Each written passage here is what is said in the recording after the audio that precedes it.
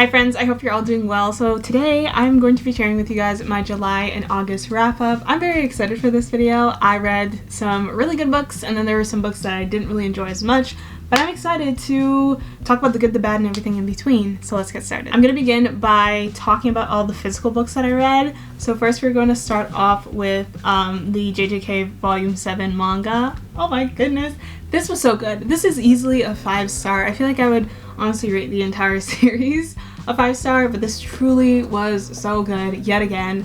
But in this volume, there was so much that took place, which I was just like really excited for. I'm gonna be very vague with this just because it's very easy for me to spoil what is taking place in the manga as of right now.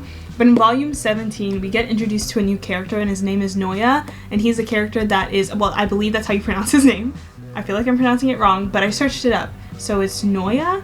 But he's the guy that is on the cover right here, and he is part of the Zenin clan, and we get introduced to him in this volume. And on top of that, we also get to see a character that was introduced in season 1. We saw this character, they didn't get very much screen time, but in this volume, like, they really outdo themselves, and it's just so cool to see the ability that this character has. And I was like, oh my goodness, like I didn't even know that you could do this throughout the entire series. But seriously, like honestly getting to see them have their moment to shine, I was so taken aback. I'm like, oh my goodness, you're so cool. This is so amazing. Not to say that I didn't think that this character was cool before, but I'm just like, oh my goodness, this just made you even cooler. And I cannot wait to see this fight scene get animated because it's so epic. It's so intense. The build up to the fight scene is intense and epic as well. So I am just so excited, but easily a 5-star for me. This was such a good read. I'm gonna move into the novels that I read. The first one was The Happy Ever After playlist by Abby Jimenez. I love Abby Jimenez. I love her writing style. I love her novels. I didn't even realize that this was a duo with The Friend Zone until I actually started reading this novel. So happy that I not only picked this up but read The Friend Zone first because I would have been so confused. But in this novel, we follow around Salone and Jason, and we get to see their relationship and, you know, the spark between them like blossom, and it's the cutest thing ever. I think one thing that I really appreciated about this novel is just seeing Salone in a position where she's allowing herself to be loved and to be taken care of, especially after everything that had taken place prior in the friend zone and everything that was currently going on in her life. And then with Jason, I really do appreciate him because he's just so funny and he's just so like sweet and chivalrous, and I also really appreciate the fact that he pays attention to the details when Salone is talking, and he really puts in that effort to really get to know her and to build that relationship with her. So this is honestly a really cute read. I tend to find with Abby Jimenez books, I just fly through them. They're really easy to read, and this is really cute. Another thing that I also really loved about this novel is that each chapter had a song that was associated with it, which I feel like was really cool. And I feel like for me personally, it kind of adds more to like the reading experience to like look at the songs that the author specifically associated with each chapter. So I really like that. So there was that. But also, I think I would give this a 4 stars. I believe I gave it 4 stars. It was definitely a very good read. The next book is In the Dark We Forget. I really tried. I really tried to like this novel, but in all honesty, I didn't. The synopsis of the novel was very interesting. It definitely caught my attention. So pretty much we follow around the character Cleo Lee. I'm going to refer to her as Lee just because I feel like when I say Cleo, it sounds like I'm referring to myself, which is weird.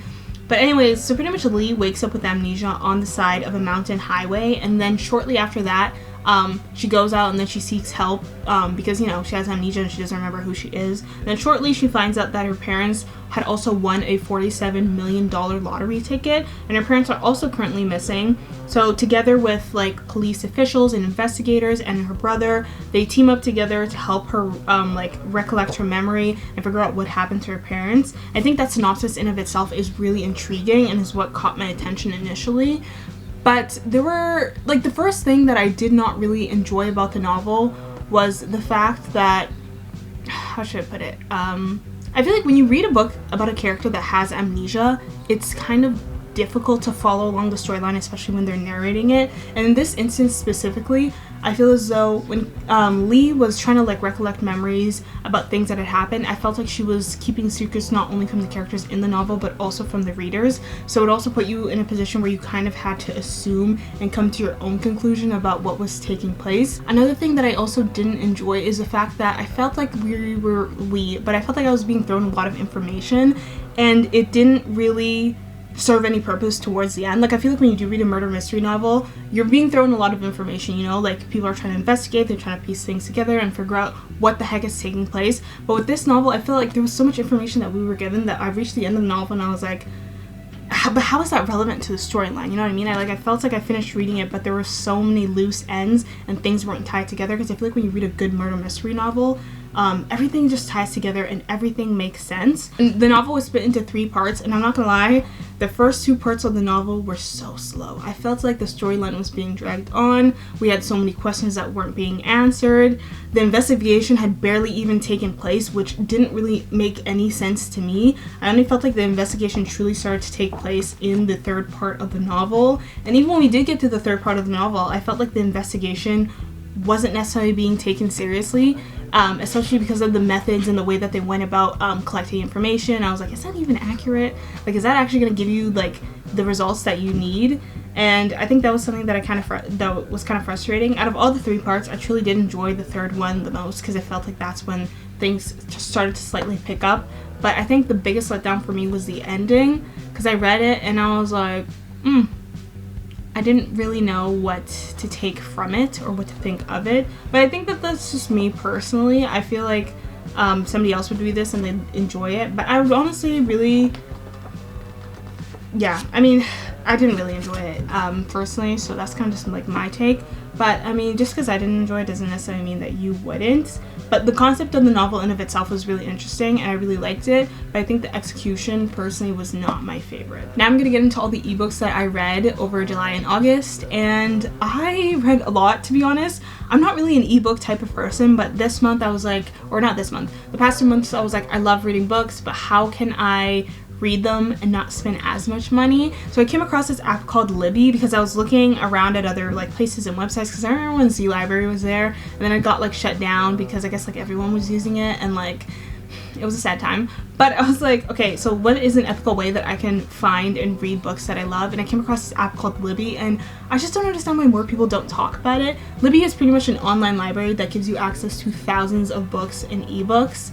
And as long as you have a library card and your library card does work with Libby, meaning that like you'll take your library card, punch in the numbers, and then Libby will tell you whether your library card is like compatible with the Libby app, you can have access to all the books that are on there. And I have been having a field day on the Libby app for the past 2 months, and I have read some really good books. So I feel like if you love reading books, and you either don't have space to physically like hold all the books or you don't want to spend money on them, Libby is a really great ethical alternative to some of the other alternatives that I've seen out there. So there's also that.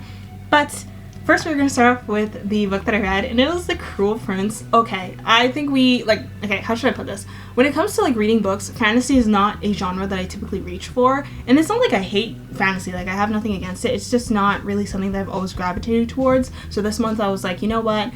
Let's try to like branch out. Let's read a genre that I have never read before. And I was like, okay, we'll do fantasy. And I came across The Cruel Prince by Holly Black, and it did not disappoint. It was such a good read. I love dynamic in the relationship between, what's his name? Carden and Jude. There were moments where they were like really cute, and it's like, oh my goodness, they're so precious. And then there are other moments where I was like, girl, like what the heck? That's kind of messed up. But I think one thing that I really appreciated about The Cruel Prince specifically, when Holly Black was describing the things that were taking place, especially like the scenery and the way that everything looked, I truly felt like I was being transported to where Jude was. I felt like I was a character in the story, you know what I'm saying? Like I felt like I was actually there with Jude, experiencing everything that she was going through and seeing the things that she was seeing. And I really liked that about the novel. And on top of that, I felt like when I was reading The Cruel Prince specifically, I felt like I was watching a movie. Like, you know when you're watching a TV show or a movie and like you stop or you're waiting for the next episode to come out and like you're still thinking about it in your head? That was this novel. Like I would read it and I would put it down and I was like, oh my goodness, like I can't wait to get back to the novel. What the heck is gonna happen to Jude? What's everything that's taking place? It was really crazy, but I really loved it, and it was definitely a really, really good read, especially for my first fantasy book that I've ever read. I truly did enjoy this, and when I found out that it was a trilogy, it made it even better because I absolutely love trilogies. I love Jude's personality and I love her character. I love how she's a fighter and she's always willing to stand up for what is true, and she believes in herself even when no one does, which is something that I appreciate so much about Jude. And then after I read The Cruel Prince, I just had to read the next installment in the series, which was The Wicked King. And in this one, we again follow around Jude and we get to see all the adventures that she goes on. I feel like in the first novel, Jude was trying to find a sense of purpose and understand where she fit in the kingdom that she was living in. I don't remember what the name is off the top of my head, but in this novel, she has more of a sense of purpose. She's established what she wants to do, and she's truly going after it, which again, I love it because she's such a fearless character. The amount of hardships that she faced and the difficult decisions that she was put in was like really interesting and really exciting to see, and seeing how she overcame everything. And on top of that, we get to see more of the Jude and Carden dynamic. We get to see more of the direction that the relationship is taking in. And I remember when I was reading the title of this novel, or when I saw the title, I was like, Wicked King, I wonder why it's called The Wicked King. I got to the end and the ending caught me off guard, which I was just like, I was not expecting at all, which I really did appreciate about this. I love it when like an ending completely catches you off guard and like the author just pulls the rug under your feet, and I feel like that's what happened with Wicked King, but in like the best way possible. So I'm so excited to read The Queen of Nothing, to kind of see how Jude is going to navigate the current situation that she is in. Once again, I would also give this a 4 stars because I truly did enjoy it. This was a novel that I was so excited to read because so many people were talking about, and it is The Summer of Broken Rules. And my goodness, this one is such a cozy, fun, wholesome beach read. I really did love this. And at the exact same time that I was reading this novel, I was also watching This Summer I Turned Pretty. And I don't know, it really reminded me of The Summer I Turned Pretty. I haven't read the novels though, I just watched the like Amazon Prime TV series. But Meredith strongly reminds me of Belly, just like minus the shenanigans. Like I feel like it reminds me of like Cousins Beach. Pretty much we get to see Meredith, and we also get to see her, and there's another character in the novel called West, and we kind of get to see, not kind of, but we get to see like the two of them navigate throughout the relationship that's taking place. And then another thing in this novel that I love specifically is the fact that at this beach house every year they have this big game called Assassins. So pretty much like everyone has these water guns, and everyone has targets and people that they have to try to come after to like assassinate with the water guns. And I felt like that concept in and of itself was just so cute and so wholesome, and I really enjoyed reading about it, and just reading about how much like effort Meredith was putting in because she really wanted to win this game, and she really wanted to have fun and have a really good summer. But overall, it was such a really good read. It was very fast paced, it definitely was, and I really liked it. Again, it was easily for me a 4 stars, so I truly enjoyed it. So there's also that. Next novel that I also read was another romance, and it is Love on the Brain. Oh my goodness, I really like this one. This one was so cute. I remember I read The Love Hypothesis. I absolutely loved that novel, but Love on the Brain was so sweet. I loved reading the relationship dynamic between Bea and Levi. I guess you could argue that it is an enemies to lovers, or an enemies to lovers novel, which I feel like in terms of like enemy, it was like more one-sided.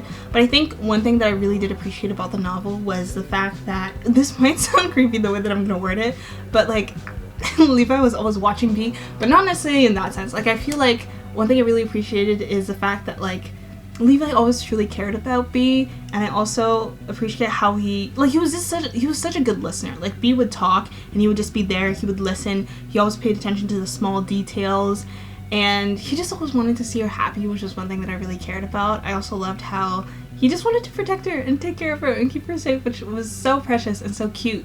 So seeing that dynamic play out between the two of them was really just wholesome and sweet. And I love how there was also that STEM aspect of how like the two of them like were in science, and you know, they're doing cool things with science, but just seeing the two of them like work together and like talk about like nerdy stuff, I think was like really cute. This month I also came across a new author. Well, I guess there was also like Holly Black, but I came across a new author that I hadn't heard of before, and her name is Genevieve Rose, and the first novel that I read by her was The Perfect Marriage, and I really enjoyed this novel. It's a psychological thriller, and I think for me personally, I liked this novel just because the ending caught me off guard. Like when I finished reading the novel, I was like, oh my goodness, this is messed up. I think for me personally, one thing I loved about this was the writing style, the pacing of the novel, and how short the chapters are. I absolutely love a dual POV, and I felt like with murder mystery novels, this was done right.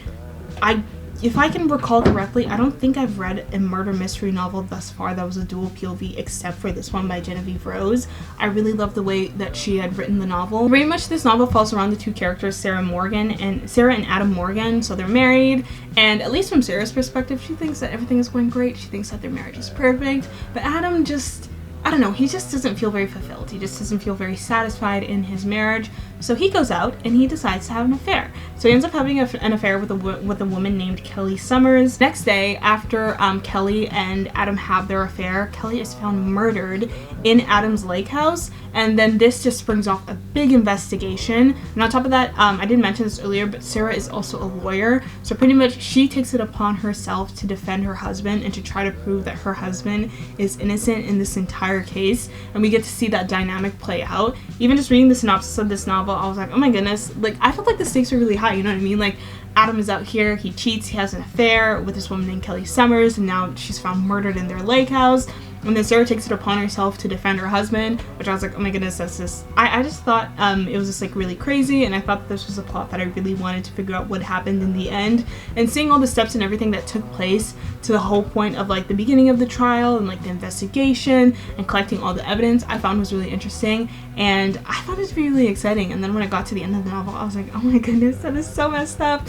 And also going back and looking at all the steps and everything that took place before we got to the end, I was like, oh my goodness, that's crazy. But I think one thing I really do appreciate is just the intentionality and the attention to detail that Genevieve did in this novel specifically. And I love how just everything comes back together and it ties together. I love how when you read a murder mystery novel and there's something that they speak about in maybe like the first chapter or even like the third or the fourth chapter, and you can see it connect and relate back to the end. And I feel like that's one thing that I definitely saw with this novel. So it was a really good read. I really did enjoy this novel, and I would easily give it a 4 stars. The next novel that I ended up reading is One of Us is Dead by Genevieve Rose. I'm gonna be 100% honest with you, this is my least favorite novel by her. If I had to give the simplest description of this novel, I would honestly say that it is rich people that have too much time on their hands that are causing drama for absolutely no reason whatsoever. But pretty much when we look at the synopsis of this novel, it follows around 4 women. There's Shannon, Crystal, Olivia, and Jenny, and pretty much in the area that they live in, there's I guess like they live in this area called Buckhead, so pretty much it's an area where like a lot of like high class, expensive, like really rich people live. And pretty much there's this organization called like the Buckhead organization, so pretty much I guess you could say the closest thing you could call it to is like, it's like a sorority, to be honest. And pretty much it's like this organization that like a bunch of like rich women are in, and they just like host a bunch of like events and stuff like that throughout the city. So pretty much there is like the ringleader of the, you know, the Buckhead organization, and her name is Shannon, and she's married to a man named Bryce, and he's a politician, and Bryce ends up leaving her for a younger woman. And I guess this kind of breaks the equilibrium within the Buckhead society. And on top of that, later on, we start to see how another character within the novel, her name is Crystal, she is kind of jealous of Shannon and like her status and like all the wealth that she has and everything. So when she finds out that Sharon's husband Bryce is leaving her for a younger woman, she thinks that that's a great opportunity for her to like step up and to like be the leader of Buckhead and to kind of replace Shannon, if that makes sense. And then we also follow around Olivia, who doesn't really like Shannon, to be honest, and as it says here, she's one of the characters that is very backstabbing, manipulative, and she's gonna do whatever she can to get to the top and to be the best, I guess you could say. And then the last character that we get to see, her name is Jenny. So Jenny pretty much owns a salon in Buckhead, and it's called Glow. So pretty much at the salon, it's where all the women in the Buckhead, I guess, like community go to like gossip and to get their hair done. And through this salon, Jenny is the one that finds out all the secrets and like pretty much the tea about everything that's going on. So I guess through Jenny, we get to see everything that takes place and what happens throughout the novel, and we get to kind of have an understanding of like the murder mystery that took place throughout this entire read.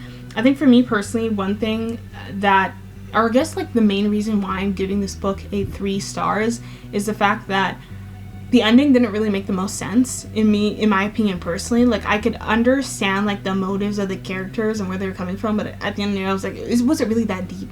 Was it really that necessary? You know what I'm saying? And on top of that, there were points in the novel where they would go between present tense and past tense, and I felt like the transition between present tense and past tense wasn't really necessary. Honestly, if they just remained in the past tense and they kind of just told the story in that sense, I think that would have been better. So that's just my opinion. And last but definitely not least, I ended up reading You Shouldn't Have Come Here by Genevieve Rose, and I initially gave this book a 3-star rating. But the 2 characters that we get to see in this novel are Grace Evan and Calvin Wells. So pretty much Grace is from New York, and every year to escape, I guess you could say, like the hustle and bustle of the city, she loves to go on a vacation. She throws a dart on the map, and wherever it lands is where she decides to go. This year ended up landing on Wyoming, and that is pretty much how she gets introduced to Calvin. So the Airbnb that she is staying at is the one that Calvin owns.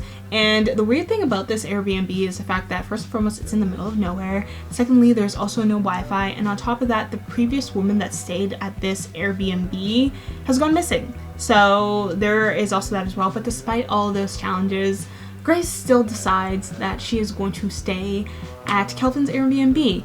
And throughout this novel, we get to see that there is a little budding romance, I guess you could say, taking place between the two of them. And over time, Calvin's infatuation for Grace, not slowly, but I guess you could say quickly, starts to become an obsession. The idea of her leaving is something that he's not the happiest about and he's not okay with. But even despite all those weird things that I said earlier before, like the fact that there's no Wi-Fi here, it's in the middle of nowhere, Calvin is kind of questioning like Grace's intentions and why she actually decided to come to Wyoming in the first place. And that is pretty much the premise and the synopsis of You Shouldn't Have Come Here. As I was reading the novel, I'm not gonna lie, I felt like it was a pretty easy read in my opinion.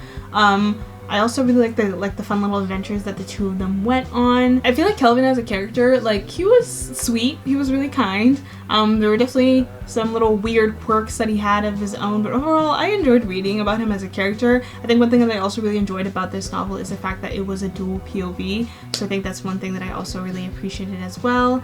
And then for Grace as a character too, I think the biggest thing that I was like interested in seeing as I was reading the novel is honestly like her intention for why she was going here in the first place. Because I mean, like, for me personally, like, if I'm gonna book a trip, I'm probably not gonna want to go in the middle of nowhere in Wyoming, you know what I'm saying? Especially if the place does not have Wi-Fi. So from like the reader's perspective, trying to like figure out and see why she was there was definitely interesting. But I think the biggest reason why I would give it a 3 stars is because of the novel. Not the novel, the ending. I wasn't really the biggest fan of the ending. I felt like the ending could have been like more like wow, you know what I'm saying? But overall, the premise and the synopsis of the novel I really did like. I really did enjoy. I felt like it was really cool. And yeah, so that was everything that I read in the month of July and August. I had so much fun not only reading but talking to you guys about these novels. So I really hope you guys like this video. If you guys read any of these novels, feel free to let me know what you guys think about them. But yeah, thank you so much for watching, and I will see you again next time. Bye!